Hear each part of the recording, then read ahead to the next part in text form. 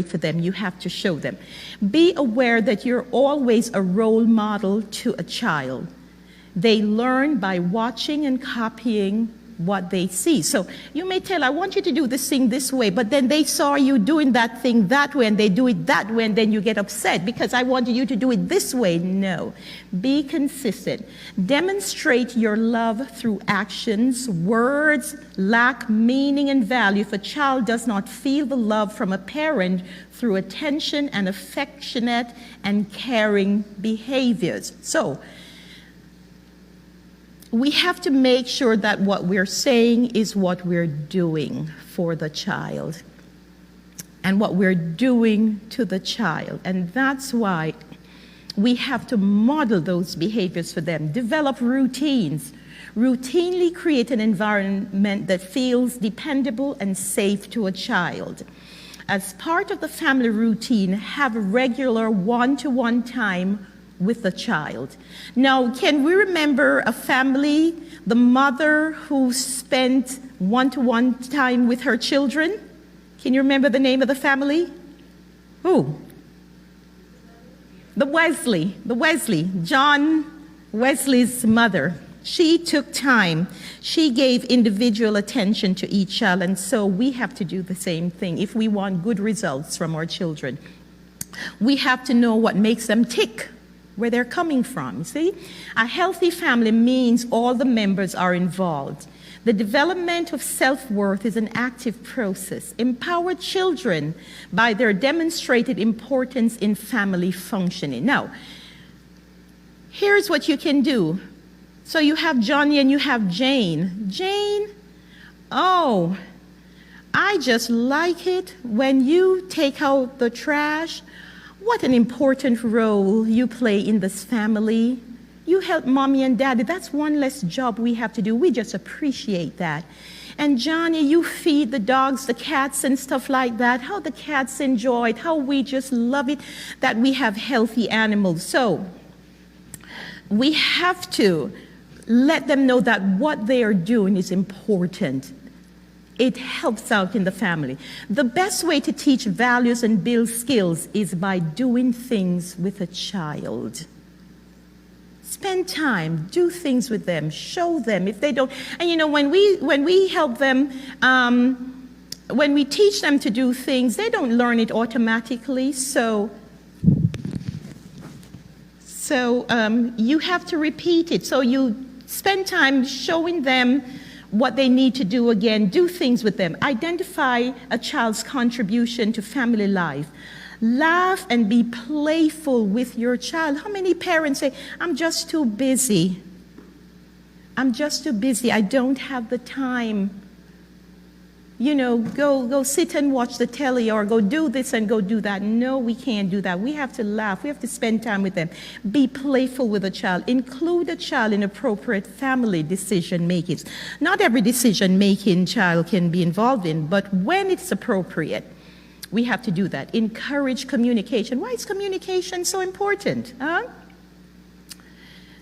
Because that's how we know what each other wants, what each other likes, what each other dislikes. So be interested in a child's life and their experiences.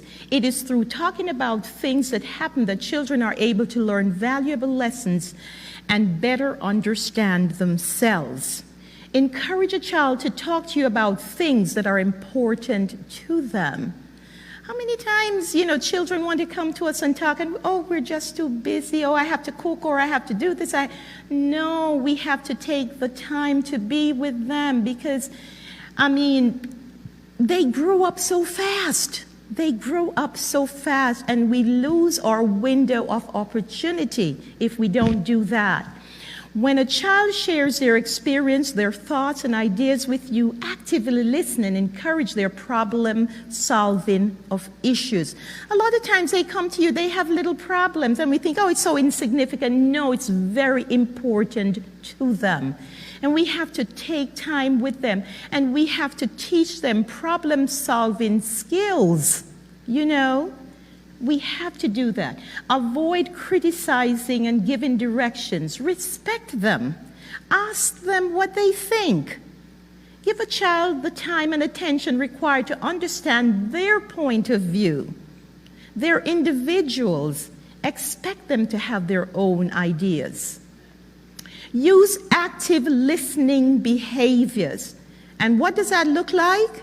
Face a child and use eye contact and reflect to them what you hear them saying. When you repeat to them what you think they're saying, it demonstrates interest, respect, and that they are important. And they're very important. What I hear you say is this. Did I hear you correctly? Because a lot of times we think we hear, we think we understand, and we go away with the wrong ideas, and these poor children are so hurt. That's not what I wanted to communicate. That's not what I said.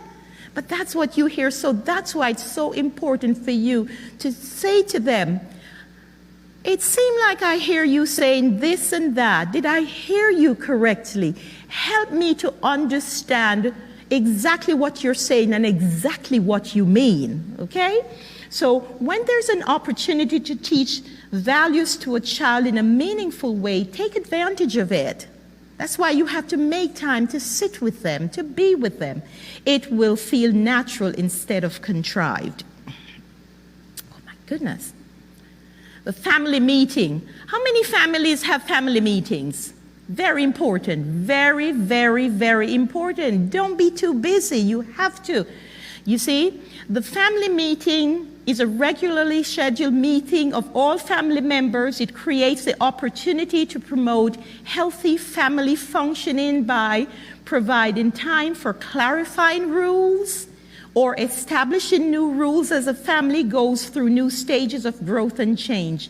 Making decisions and problem solving, that's what the family meeting is for. List any family problems, choose one of the problems to solve. Don't come with a myriad of family problems. Concentrate and get one resolved and then go on to the next. State the result that is desired when somebody comes with one problem to solve. List and discuss all possible solutions during that family meeting. Choose one solution and make a plan to carry it out and set a date to review it. To acknowledge and appreciate good things happening in the family.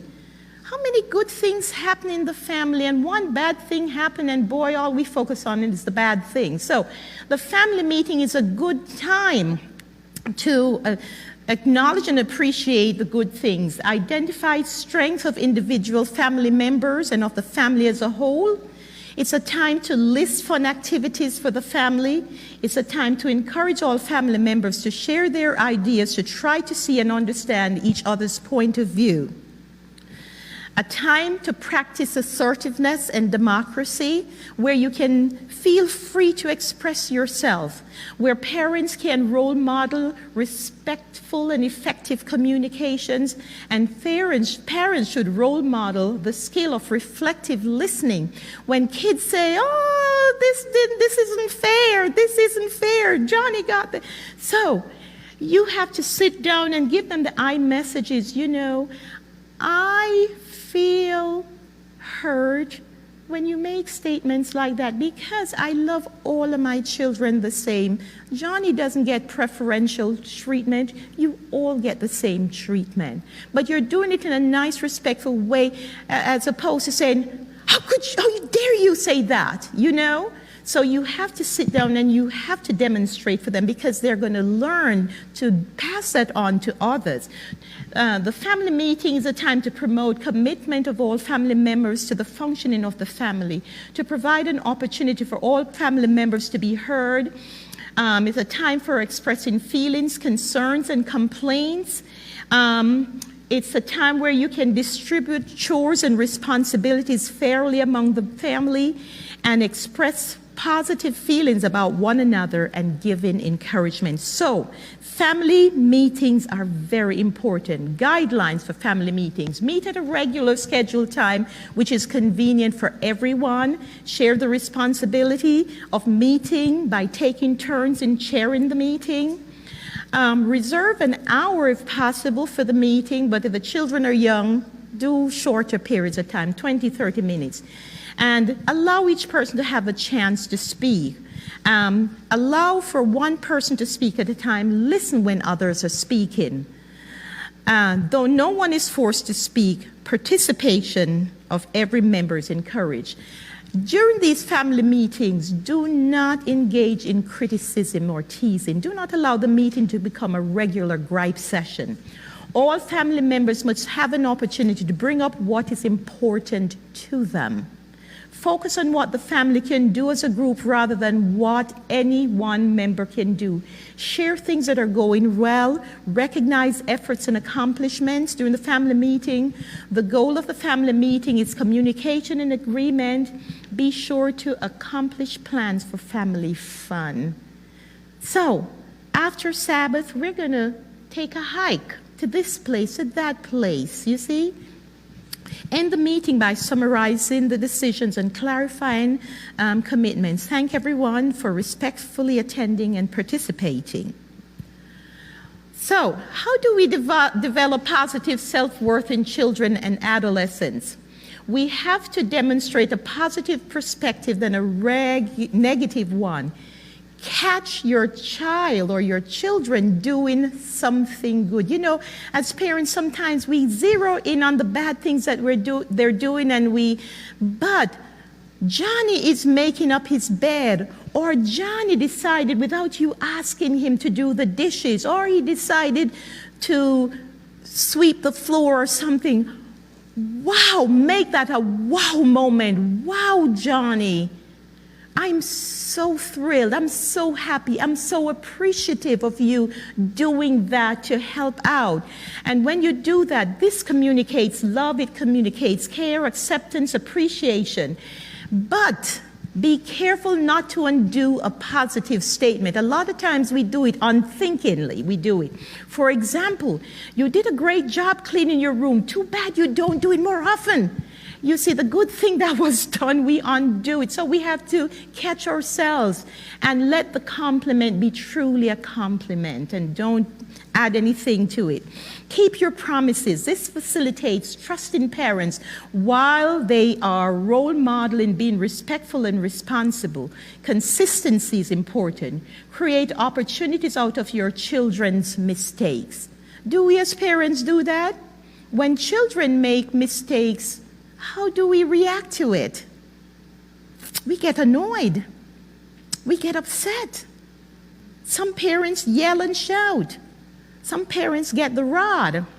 And so we have to create, for example, these are some things we can do instead now. What did you learn from that experience? I know it hurt you just as much as it hurts me. What did you learn from that experience? What would be helpful the next time around so you don't make that blunder again, or you don't make that mistake again? What would be helpful to you? So these are some things that we can do instead of our normal, natural responses. Show appreciation, approval, and acceptance. Listen for the feelings behind the words. Active listening to what a child says shows respect and is a way to reflect their worthiness. Being genuinely interested fosters mutual care and respect. Have reasonable and appropriate consequences. When children do things, of course they need consequences, but they must be reasonable and they must be appropriate. Discipline should be a part of learning and encouraging responsible behavior. If a consequence is too long or severe, it creates feeling of hopelessness and a feeling that they have nothing to lose. As a result, it is likely to lead to more opposition and acting out behavior. So they do something wrong and you know you have to give a consequence. Don't let it be long and too punitive, because it creates more acting out behavior. Ask your children for their opinions. Involve them in family problem solving and decision making whenever possible and appropriate. Help your children develop reasonable, age-appropriate goals for themselves and help them recognize their progress toward their goals. You know, somebody says encouragement sweetens labor. So if they're doing it right, and if they're making an effort to do right, provide encouragement. Avoid making comparison between siblings or peers. Each person is unique and has something special to offer. Recognizing individual attributes is a good thing because it helps a child or adolescent become more aware of their strengths or their assets.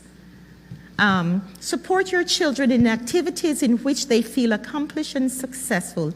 Everyone feels good about themselves when they are successful. So, don't say, oh, you can't play the piano or you can't do this. Well, yeah, you may not be able to play the piano, but you have a tremendous talent of singing. So each of you has your special gift given of God, and we just enjoy all of the talents. That's what, as parents, we have to do for the children. Spend time doing things, again, with your children. The amount of time as well as the quality of time is important. Remember, your children grow quickly, and time that has passed can never be recaptured. Be sure to take time to have fun and enjoy your children. Encourage your children's efforts and accomplishments. Communicate your love by saying it, demonstrating it. Feeling love is feeling secure. Love is communicated by mutual respect, which is a cornerstone in the development of independence and responsibility. Accept your children for who they are. This facilitates self-acceptance, self-like, and eventually self-love. Have faith in your children so that they can learn to expect the best in themselves. Focus on contributions, their assets and strengths, so that children feel that they are important and have something to offer. Let them know that what they offer counts. So, what